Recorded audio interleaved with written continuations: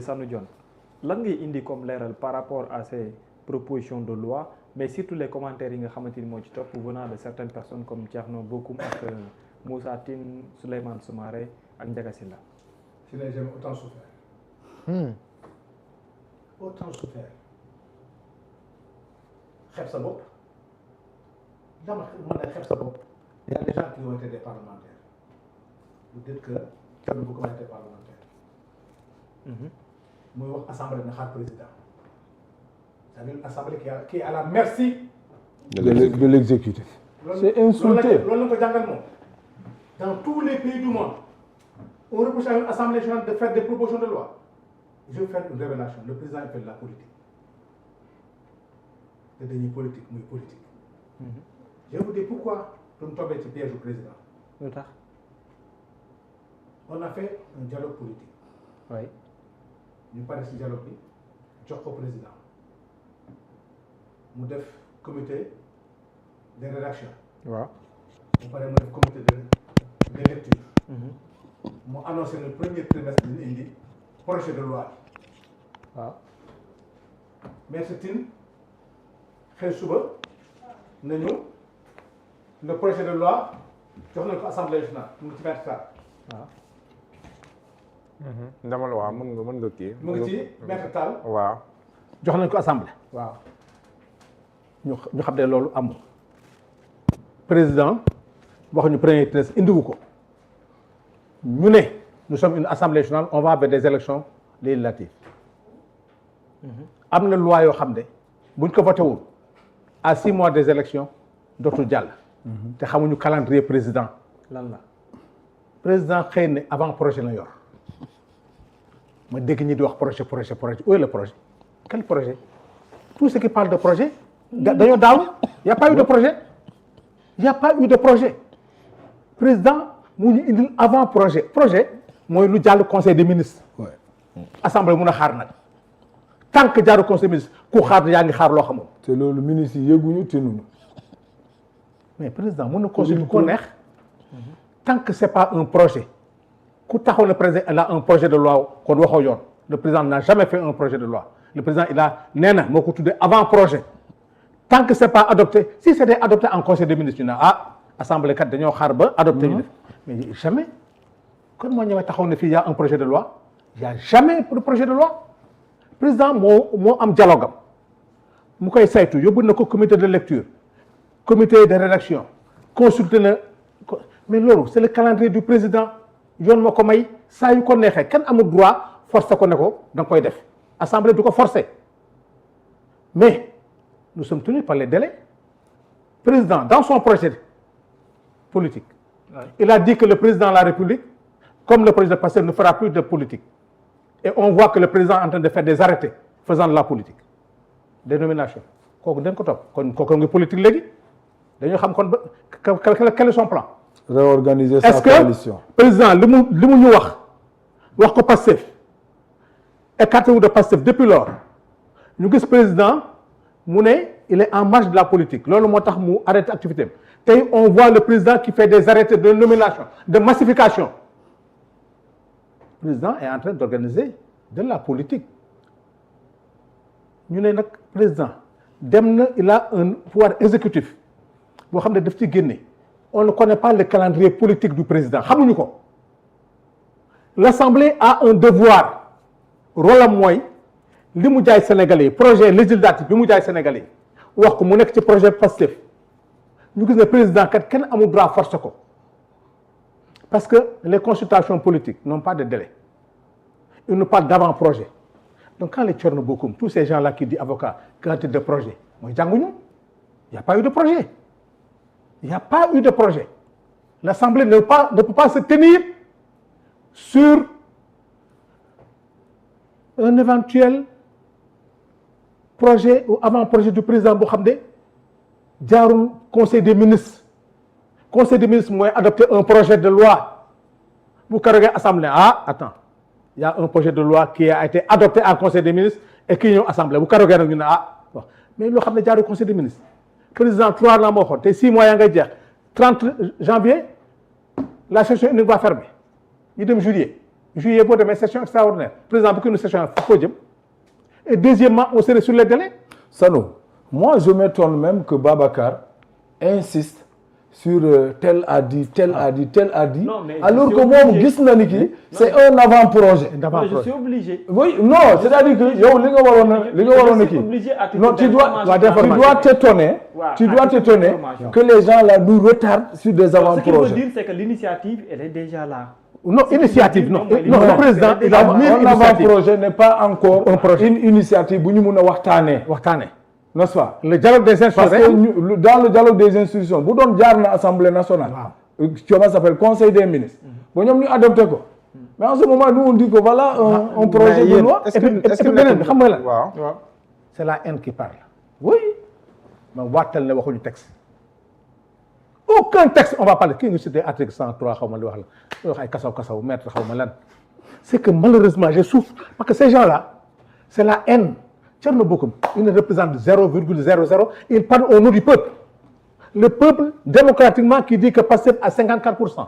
Et Ghané nak yow mi am 0, yow yaay wax au nom du peuple. Donc, ce qu'on a vu au stade Kero, ça c'est pas le peuple. C'est pas le peuple. Comment des gens peuvent-ils dire que maintenant c'est la haine vers Ousmane Sonko? Il ne s'occupe même pas de l'Assemblée. Quand pour la première fois de l'histoire politique du Sénégal, tu as une assemblée qui prend des initiatives. Heureusement que les initiatives, c'est des initiatives qui disent que, malgré tout, comme que le président ne consulte pas, je vais en compte, parce que le président, parce que le président sait que le 30 juin, la session unique va fermer. Et l'assemblée, autant de vous voulez qu'on attende? Et puis, mais est-ce que vous n'êtes pas en train de tomber dans le piège du président Diomaye? Parce que aussi, li ngeen di def nii. ko jàngal politique mën na ko piège. mën na won askan wi ne leen. bés bu coow amee. si yéen la jógee. pourquoi coow si waa Pastef la jógee. waa léegi. coow nan la mun a code électoral bi. mu bàyyi mu jàll. coow lan la mun a léegi tamit waaw non xam nga léegi. oui bés bu fi. man j'ai l'impression que Sénégal bëgguñu. parce que Ousmane Sonko li muy wax ak li gars yi def Assemblée nationale. est-ce que warawul. waaw non kay moom moo ne du jëfandikoo Assemblée nationale pour xeex. waaye li mën naa indi xeex. waaw déedéet xam nga Babacar. oui. Mohamed. oui. Nous sommes un peuple majeur. Oui. Quand man Sanu Dione, je pense que je suis plus intelligent que le peuple là. dañuy xeex. da ngay nax sa bopp. dañuy nax sa bopp. Président Diomaye il a dit l'autre jour que jeunesse bi waruñu ko jëfandikoo. waaw. Président a oublié que cette jeunesse ne s'est pas battue pour s'est battue pour conquérir le pouvoir et l'exercer. À commencer par lui, il est jeune. Falatuñu kenn seen bopp la ñuy fal. On ne peut pas manipuler ces jeunes parce que le jeunesse a conquis ce pouvoir et est en train de l'exercer. C'est insulté. À commencer par lui parce que lui il est jeune. toolootuñu fu ay jeunes di fal ay mag xale yi ñoo falu di ko exercer ci moom la commencé parce qu'il est jeune. kon boog bu ñu yaakaar ne lii Pastef di def à l'Assemblée le peuple n'est pas d'accord, le peuple est d'accord et va accompagner. Et c'est exactement le peuple a confié. 130 députés. À Pastef les patriotes. Thierno Bocoum, ce n'est pas pour que Pastef les patriotes soient à la remorque des gens comme Thierno Bocoum. Moussa Tine, il ne peut pas gagner. Vous ne nous citez pas des gens qui peuvent gagner. Il ne peut pas parler au nom du peuple. C'est pas. Il y a beaucoup de taxaw. Moi tax ma xam ko moo xam ne mënuñu gagner seen koñ. Comment les gens peuvent parler à la place des 54%, à la place des gens qui ont fait 3 jours de mobilisation ce week-end, à partir d'aujourd'hui, partout au Sénégal, le Pastef est en train de massifier. te kenn du yuuxu kenn du ñëpp a ngi tàccu mais je dis que ne mais c'est-à-dire les gens dañoo waroon tàccu. mais ñii xam-xam lañu waxee rek waxewuñu légitimité populaire mais xam-xam lañu waxee. non xam-xam mu génn. on empêche à une assemblée de réfléchir. Quelqu'un qui exerce une disposition constitutionnelle pour la première fois de l'histoire du Sénégal. nga ne kooku waru ko def. xalal yow xam nga waxee. pourquoi on doit être content. oui. politique tàccu la woon pour la première fois Sénégal di discuter texte avec le régime de Pastef ay texte da ngay wax man jënd naa taxi benn jour ma waatal ci alxuraan taxi man bi moom wax ak l'article 277 donc foo jàngee li mu ne ma ñu day gëstu léegi de Sénégalais yi dofuñu léegi dañoo am assemblée nationale boo xam ne day indi ay texte de loi xoolal yow yaa ngi lire article 103 xam nga dëgg tappalekat boobu nu mu tudd suñu benn xarit di wax ay texte di lim ay article 54 booy lire article 54 ne ko article 54 dafa ne. mooy de la constitution. waaw da nga loi organique bu jël règlement mu jël code électoral di ko def loi organique. tafsir waaw code électoral mooy loi organique. Quand la Constitution te renvoie à la loi organique, il te renvoie au règlement intérieur. Oui, règlement intérieur semble. moom mu jël code électoral di siré avec code électoral. Et puis bu mu koy wax xale yaa ngi koy reetaan mais kii lu wax. Deuxièmement plus grave xam nga bu wax. ñun ñuy Bakary Dieng ñun mu ne 14e législature. ñoom Daouda Sow ñoom Ablaye nu mu tudd Ablaye le maire de Kaffrine. Ablaye Seydou Sow mu ne ministre yooyu. bi ñu perdre pouvoir yi ils ont demandé à revenir à l'Assemblée dañoo bañ Bakary ngi ni jamais de la vie mosul am. mosuñu demandé à jamais Bakary était membre du bureau. non. parce que loolu c'est le bureau n'est-ce pas. man maa doon président man sama bopp. oui maa nekkoon président des non inscrits. amu fa kon yéen a koy siège donc ça c'est amul clair. yéen sax xam nga ne amul. ñoom ils n'ont jamais demandé à revenir parce que fi ngi ñëw mars décembre nañu Abdou Mbow moo menacé ne dañuy def xaw ma motion de censure Diomaye dissoudre assemblée. Donc on n'a même pas eu le temps c'est-à-dire en vérité gars ñi nañu def attention ce peuple là est très intelligent. Stratégiquement j'ai une question boo xamante ni sama benn grand moom mu ko yónnee mais daf ma réfléchir. oui parce que c'est un débat ouvert. très bien parce que daf ma laaj mu ne ma ma laajal pour yéen ñaar mu ne est-ce que nekkul ne député Pastef fii ci proposition bi nga xam moom le président de la République wala avant projet bi nga xam ne joxe na ko ak l'avis du conseil constitutionnel ci biir avis bu mel ni wàllum référendum dafa mel ni luñ ci junj te loolu mën a nekk benn prétexte pour ñu renvoyer les élections locales est-ce que loolu moom moo tax ngeen empressé wu yéen tamit di def ay proposition de loi. xam nga waaw beneen bi mu ne est-ce que nekkul ne tamit aussi li ngeen gis le président de la République def une réorganisation comme amoon na massification. ak question électorale ci biir coalition Diomaye est-ce que loolu aussi bokk ci di leen empressé yéen tamit ngeen di poser wala des actes politiques contre le président de la République. xam nga pour te répondre rek heureusement que c'était dans le programme de Pastef boo xoolee le programme législatif de Pastef bu Diomaye bokk nga xam ne ñoo ko defoon. li yëpp mu ngi ci ba cour constitutionnel ci dialogue politique bi mu ngoon ci biir président kay xam nga suñu problème. waaw. dañoo xamul kañ la koy def te amuñu droit ne ko da nga ko def par force.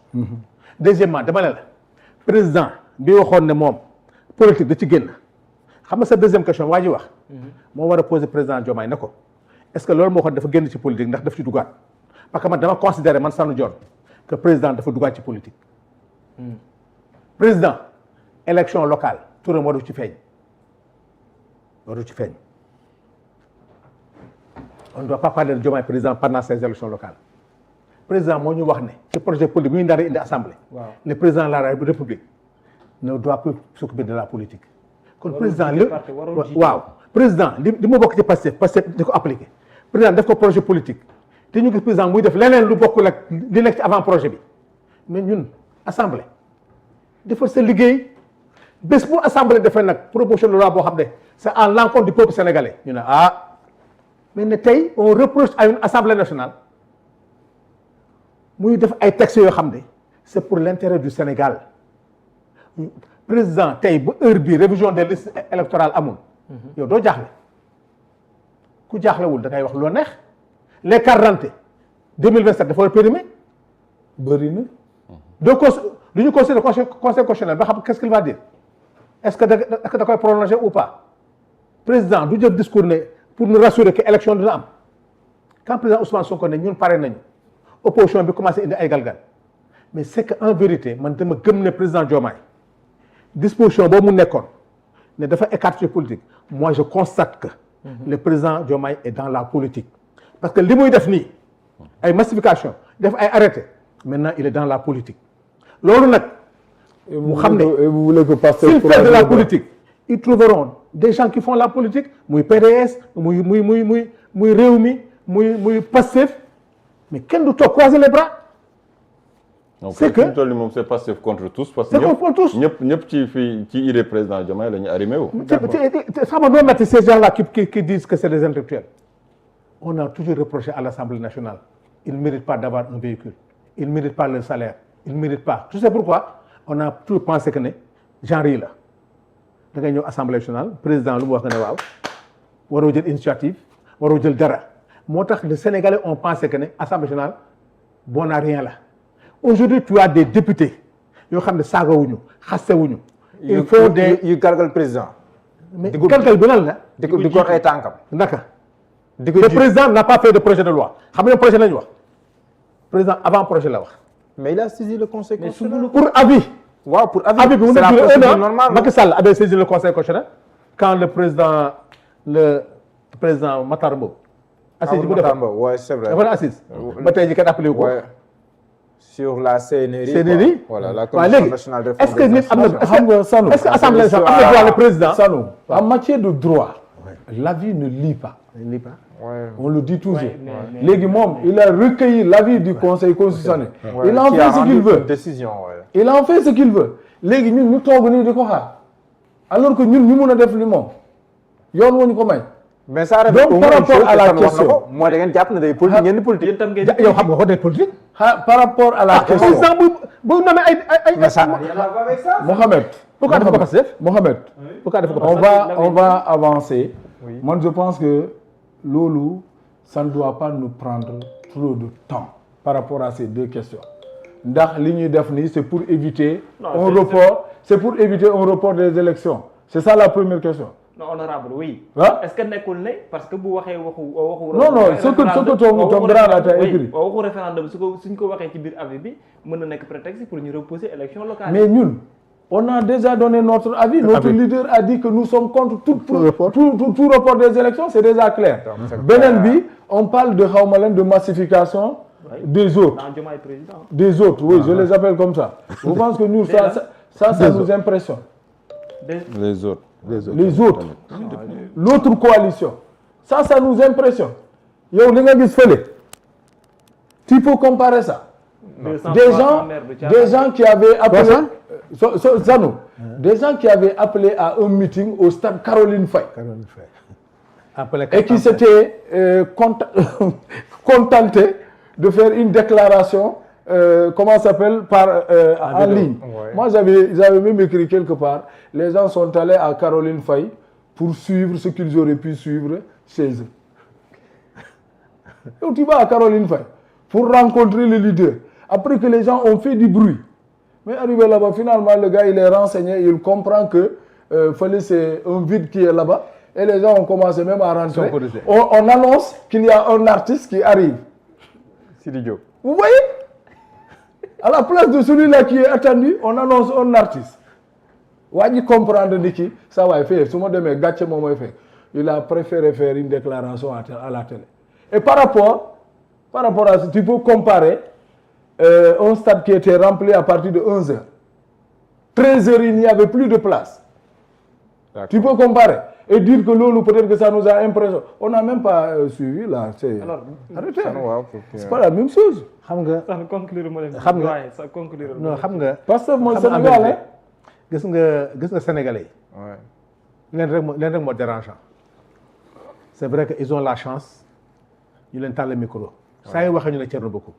Thierno Bocoum n'est pas une référence. Ah. Qu'est-ce qu'il a fait quand il était à l'Assemblée nationale? Lii waxtaan rek. C'est Idriss Seck. Comme Sonko ni muy jëlee Sanu Dione jël Bakary def nangam ñu def. Thierno Bocoum boo ko xamee ci politique Idriss Seck moo ko proposé mu nekk un jeune ñëw à l'Assemblée. Durant son parcours à l'Assemblée, quelle est la proposition de loi que Thierno Bocoum a proposée durant son séjour à l'Assemblée? Zéro. Est-ce qu'il a dénoncé durant toute sa législature que l'Assemblée mosul def contrôle action gouvernementale?